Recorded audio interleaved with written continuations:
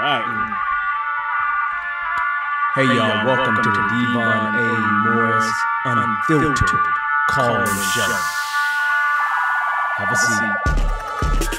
Let's get ready. You have any questions? Come on, call in. Come on to that Discord channel. Do me a favor, get the unfiltered crew some finger snaps. We're ready to get started here. Mondays, 8 p.m. Every single Monday, we're here. I'm excited about it. Are you? Let's get this show started, y'all. The greatest scrum show on earth.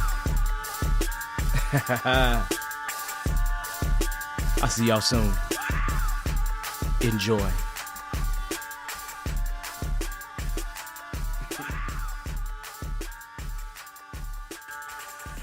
All right. Hey, that's the old school intro.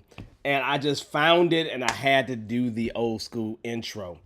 If you don't know who I am, I'm Dr. Devon Morris here. This is the Unfiltered Show. And we're talking about the fact that military teams don't fail at 70%. But your team actually does, right? So let me give you an idea of what we're talking about tonight. I'm going to open the floor for questions, but I just came in on Memorial Day because I just wanted to, right, at the end of the day. So you all will have this as recording. We keep the archives over there on YouTube. So you can always go back and see this, and you'll see this as an event in LinkedIn as well. If you are here, say hi. Just say hi in the comments, in the chat. That would be motivating for me, but it's all good if you just want to be quiet. Now, let me give you an idea of what's going on today. What we're covering today is we got AI disruption that's hitting the workforce at scale. You know, I was looking at tech layoffs. Like there's a website that really is looking at tech layoffs. And when I say to you, it's crazy, it's crazy. You know, Fortune actually dropped a bombshell on why 70% of transformations actually fail. Tech burnout quietly gutting team resilience, and healthcare, M&A creating yet another change management crisis is what we're seeing. You know, we have 4 stories and one main through line for all these stories, and that is teams that are built to adapt versus teams that are not, okay? So, once again, I invite those that are here to let me know in the chat what industry you're associated with. If you don't know, if you're not here, if you're not in the live part of the show, it is all good. We can always deal with that later. But that means you just can't drop it in the chat because it won't be available to you, right? But let me know what industry you're a part of, and just make sure you say hi for those that are here. And I'm not expecting a lot of people to be here on a holiday, but it is all good. What's going on with me? I am busy creating stuff. That's all I am. I'm busy creating stuff. I just completed creating an AI coach for clients that will do coaching 24/7 when I'm not available. When I have a actual executive or someone I'm actually coaching, they can go out to the coaching client on times that I'm not available. So if I meet with you weekly for that 1 hour, 2 hours a week, guess what? I'm not available to you the rest of that time. So I built something that can help them just work through the things that they're working through. And that's been amazing, right? That's been amazing. It's being tested out right now with a client. What else am I doing? That's really fundamentally it. I'm over here just building. I got the JSA, the Job Search Accelerator, because I am looking to join some academic institution. Maybe going back into corporate America, working on it. So we'll see. These things are available to you, and I'm also building a way to hire quality people. I'm building that too, right? So that's going to be way interesting, okay? So let's start talking and let's start hitting our segments so then we can at least get into some conversations with the folks that are here and save it for the rest of you all, right? I mentioned to you that Fortune stated or had an article said, we found the real reason 70% of transformations actually fail. So in the news, Fortune published an actual piece this past week. They revisited a famous McKinsey statistic that 70% of organizational transformations fail. And this time, researchers point not to strategy, not to technology, but to people factors like a lack of genuine buy-in, unclear ownership, and teams that agree to the change without actually committing to it. The finding is really extremely consistent across industries and company sizes. And I would say to you that for me, this is my experience. I see you out there, Ed Harris. Hey, what's up?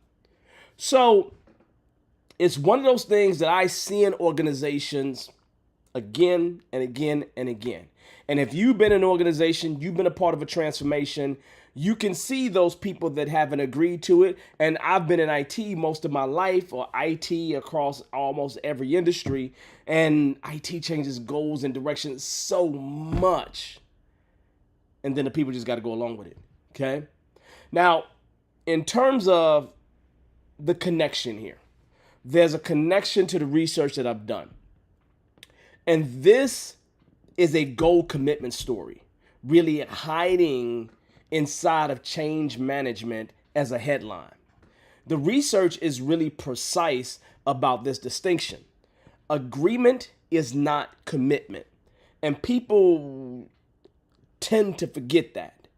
When teams say yes in the room, and then they kind of go back to the old patterns that they had before, that is very, very low team goal commitment. And it's a direct predictor of whether adaptive performance ever materializes. I'm really talking about team effectiveness here. The 70% failure rate becomes much less a mystery when you understand that coaching is what drives genuine commitment. And most transformation programs skip the coaching entirely. And here's the deal. I'm not saying that you got to go buy or you got to hire some fancy external coach. Leadership is coaching, right?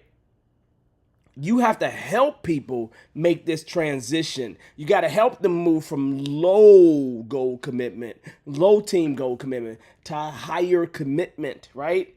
It's twice as strong as team resilience, okay?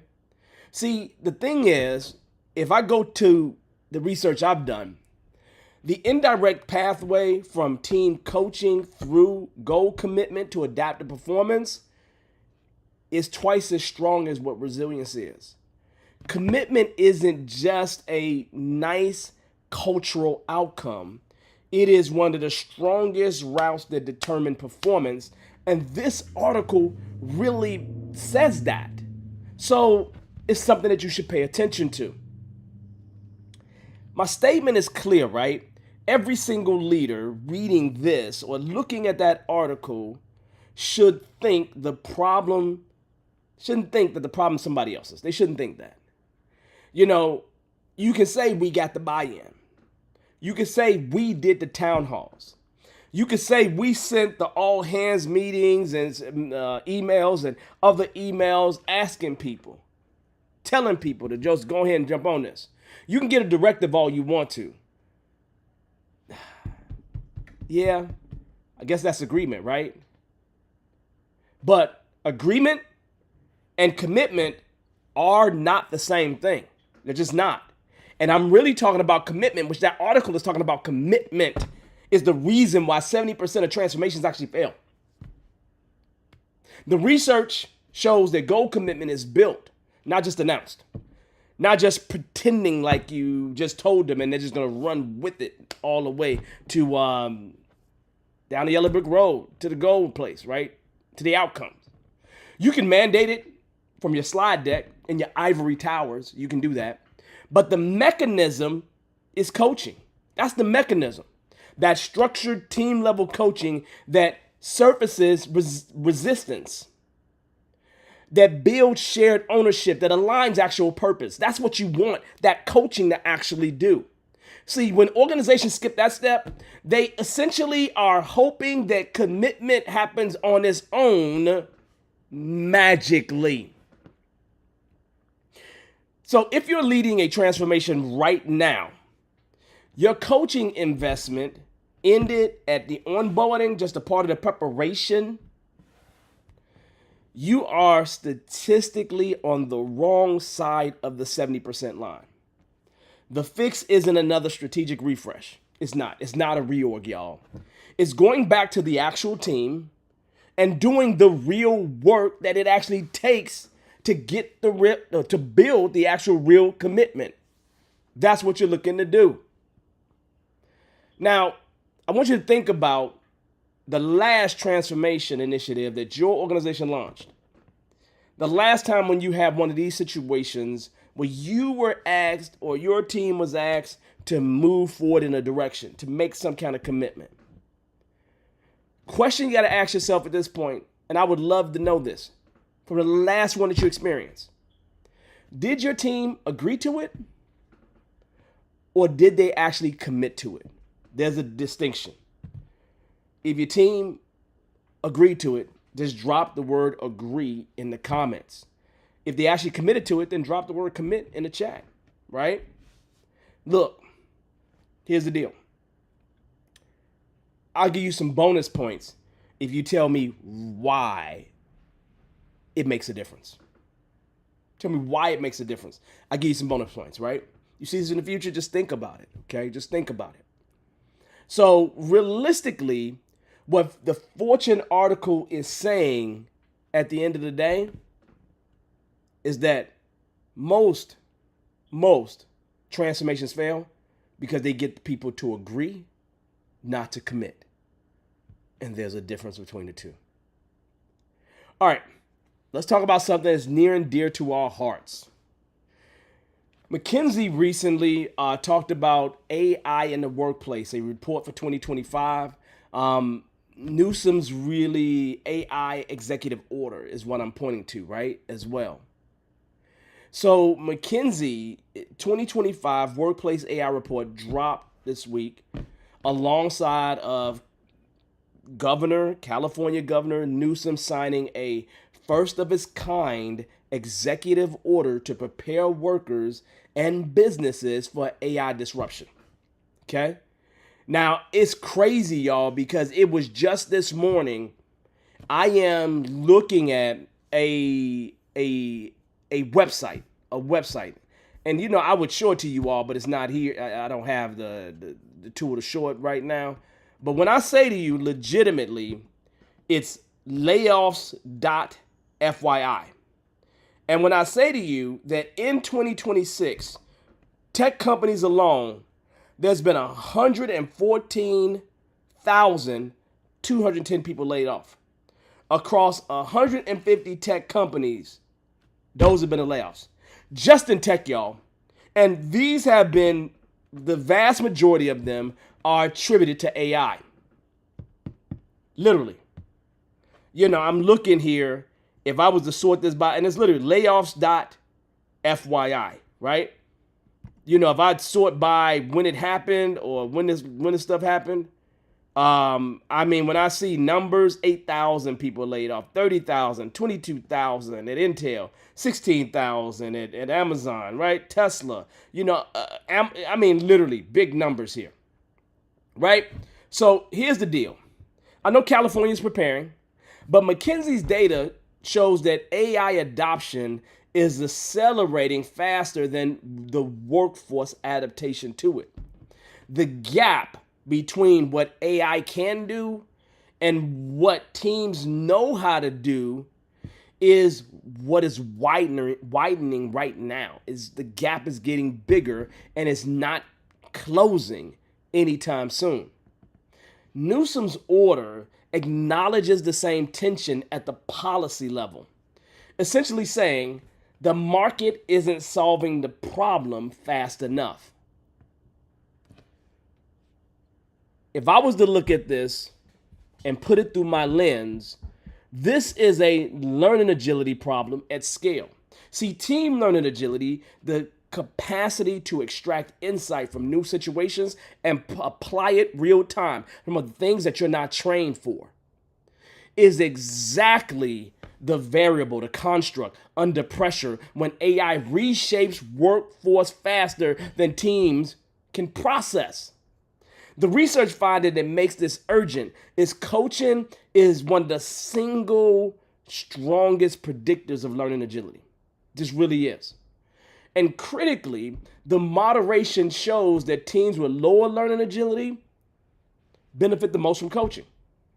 So when I think about teams most at risk with the AI disruption, they are the ones that would gain the most from structured team coaching and probably are getting the least about it. So when I look at a policy like this, if it's directed toward those people who have the lowest learning agility, they will benefit the most.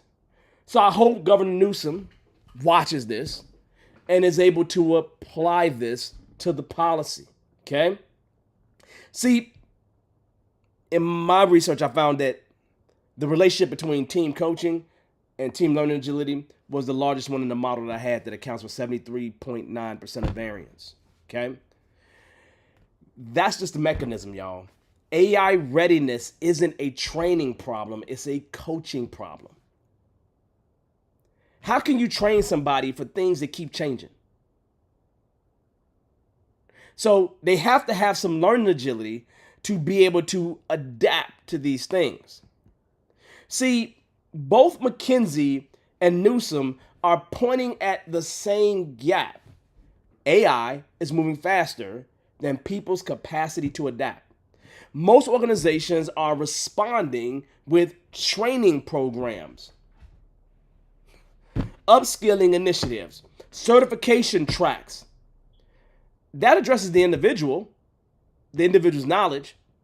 It doesn't address the team learning agility gap. It doesn't address the learning agility gap. It just doesn't. Learning agility is a system property. It's how a team collectively processes novel situations, experiments, reflects, and recollaborates. When I tell you, with all the stuff that I'm doing and building, I'm learning, I'm growing, I'm dealing with novel situations, things that I've never dealt with before. The way I look at it is that you can put 10 people individually trained, right, people on a team, and still have low learning agility. They still will not have the ability to adapt. You still got to coach that learning agility into them so that they operate at that team level, so they can build it individually. Because you can't out-train it. You can't out-train this problem because things are changing faster than you can create the actual the training. So if your organization is serious about AI readiness, the question isn't, did everyone complete the AI literacy course? That's not what it is, right? Is, do our teams have the coaching infrastructure to keep learning? You hear that? To keep learning. As AI changes work every 6 months, 3 months, week, that is really fundamentally a different investment. So I hope they take a look here and make the appropriate investment in individuals and teams. Look, this is the way I look at it. When your team encounters a new AI tool or workflow change, what actually happens? Do you figure it out together? Or does one person become an expert and carries everyone else? That's the real question, okay? If you understand that, drop it in the comments, okay? I know a lot of you guys aren't here, but that's okay. I'm sorry about my coughs. It's hot and I'm extra thirsty. I had a really amazing workout today. It's been interesting. All right, so let's talk about our third segment, and then we'll open up for questions for a little bit to make sure that if you're here, you have questions, I answer them for you. But let's talk about C-Tech. High tech dials down the glamour as employee burnout rises. This is an interesting thing. C-Tech is reporting a notable shift in tech culture this week. I just told you about the layoffs, right? The industry that built its talent brand on peaks, prestige, relentless growth is quietly scaling back. And burnout is rising as the glamour actually fails. When I say to you, almost 115,000 people have been laid off in 2026 tech layoffs. I'm not counting any other layoffs, only tech layoffs, right? Again, go look at it at layoffs.fyi. Go look at it yourself. You talking about layoffs at Meta, Tesla, Amazon. Let me just scroll down this list a little bit, right? Google, Dell, Microsoft, Ericsson, Flink in Berlin, right? Berlin, right? Wow. SAP. You're talking about Philips, Cisco, Micron, PayPal, Booking.com, Toshiba, HP. I saw Dell up there earlier. Uber, Twitter, I guess X, right? Paytm, Better.com, Seagate, Cerna, Xerox, Intuit, VMware, Groupon, Peloton. I'm doing tech layoffs, man. Every name that I just gave you has had over 2,000 layoffs. Every single name that I just gave you has had over 2,000 layoffs each. Some of those listed that I named you is in the 30,000s, 22,000, 16, 15, 14, 12,000, 11,000. Okay? The glamour is really fading, y'all. Right? The headlines is that tech employees are navigating this role uncertainty because the very people who are some of the best people to adapt to these kind of changes, man, you are increasing workloads on smaller teams.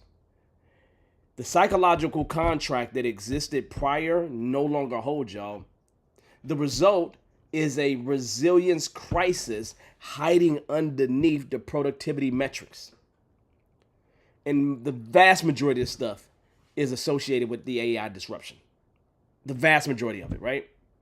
Now, this maps to me to team resilience, right? The team's capacity to absorb disruption and maintain function under pressure. What the C-Tech piece is really describing isn't just individual burnout, because when the team structure is destabilized by layoffs and culture erosions, individual heroes start to compensate for the system failures. And as I listen to the layoffs, they are laying off entire departments. They're laying off teams. They're not just onesie-twosie individuals. They're just not doing that. It's teams upon teams is what they're doing, right? And this is where you see that resilience collapse pattern. A few people carry the load until they can't anymore. And then performance falls off the cliff at that point. The data shows that technology teams actually score relatively well on resilience, but that was measured in more stable conditions. Sustained disruption without coaching support erodes that buffer. And trust me, a lot of coaches I've seen being laid off too. So team coaching drives team resilience, y'all. That's a strong relationship. Resilience is not just a personality trait that teams either have or don't have. It's a capacity that you can actually build, you can actually coach to and help it to grow. When organizations cut coaching, which organizations are doing that too, especially in this tech space, especially during this crisis, as they see budgets shrink, as they put money into AI, they're removing the actual mechanism that they need the most. It's crazy to say that, right? The burnout conversation in tech keeps getting framed as individual wellness issues. People need to set better boundaries, take more PTO, use their EAP, employee assistance programs, right? And really, that's wrong. But it's operating at the wrong level. When the team system is under stress, unclear roles, reduced headcount, shifting priorities, which AI is doing all of that. Individual resilience doesn't compensate for what the team resilience failure is. The research distinguishes individual toughness from team resilience as a system property. A team can have 10 individually resilient people and still collapse under pressure if the team itself doesn't have the shared coping mechanisms, that the communication patterns, the recovery mechanisms that coaching actually helps to build. Okay? The layoffs at all these companies that I named, right, aren't just HR events. They're really resilience testing. We're going to see a lot of burnout. We're going to see a lot of problems happening because of it, especially with people having issues with adapting. Okay? So if you're a leader in tech right now, the question isn't how do my people stay motivated? It's does my team have the structural resilience to absorb this disruption and keep performing? That's the question you got to ask yourself. That's a coaching question, not their about their benefits and perks kind of question. So here's the deal. Here's what I want you thinking about, right? Anyone who's been through a layoff wave, what held your team together during that period? Was it a person, a process, a leader? Think about that. If you're here, drop it in the chat, comments. Because resilience, actual resilience, what it looks like on the ground is really important. So I'd love to hear that from you all. Drop a comment later, okay?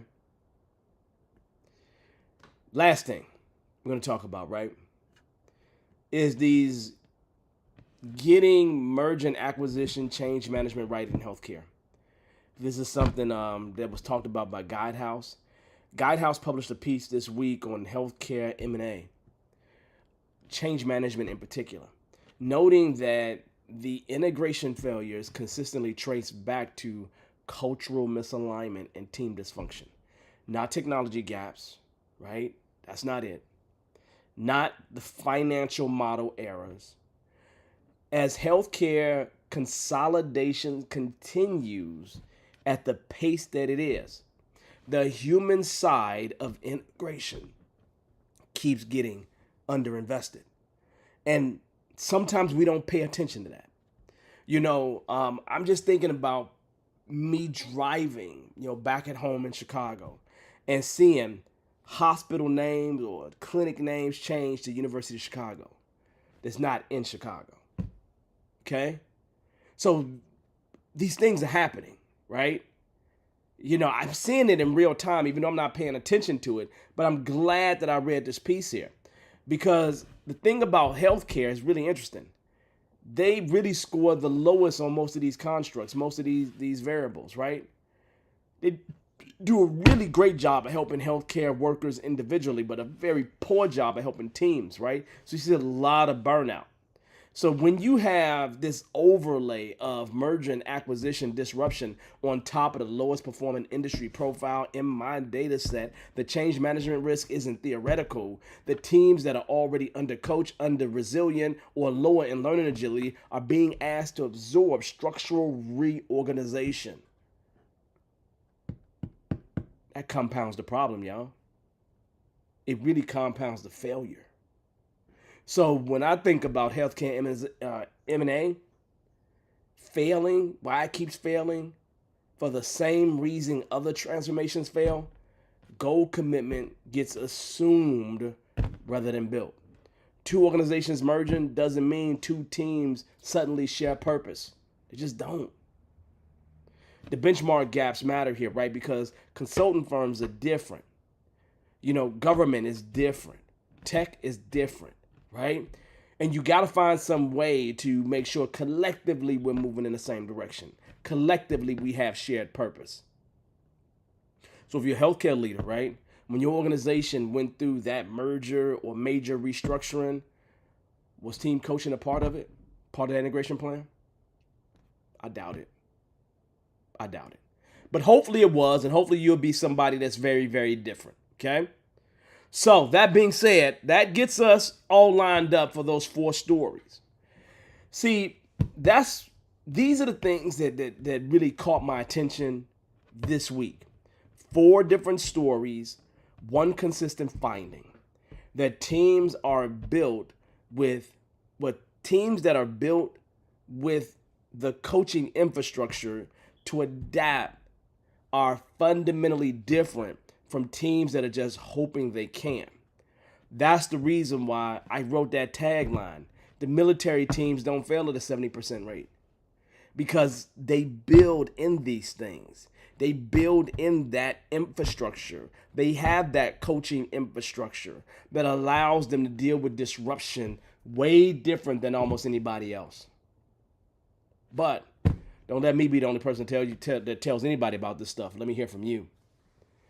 Now, here's the deal. We talked about, goal commitment tonight. Realistically, organizations have to do whatever it is that they're going to do. But here's the deal. I want to see if anybody got any questions. I don't see too many people here, so this may be an early night for us, which is fine. It is a holiday. I just wanted to jump on. But is there anybody with any questions? If so, this would be a good time to have that conversation. June 1st is when we're really supposed to be kicking everything off here. But I told myself we're going to go live.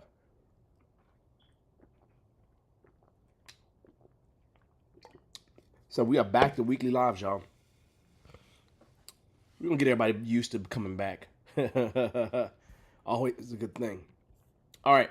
I don't see any questions. It is the holiday. So I'm going to tell you, enjoy the remaining holiday that you have left. Otherwise, I'll see you next Monday. I believe next Monday is June the 1st. So I'll see you on June the 1st for our next thing. Monday nights with Dr. Devon Morris on the Unfiltered Show. I will see you all soon in a week. If you need to assess your team or anything like that, you got atypical.com/ThrivQ. You go take that for free. And there's many other things, but you're always welcome to reach out to me, devon@atypical.com. Other than that, you all enjoy the rest of your week. Thanks for those people that have come. Enjoy the rest of your holiday. Subscribe if you're on YouTube.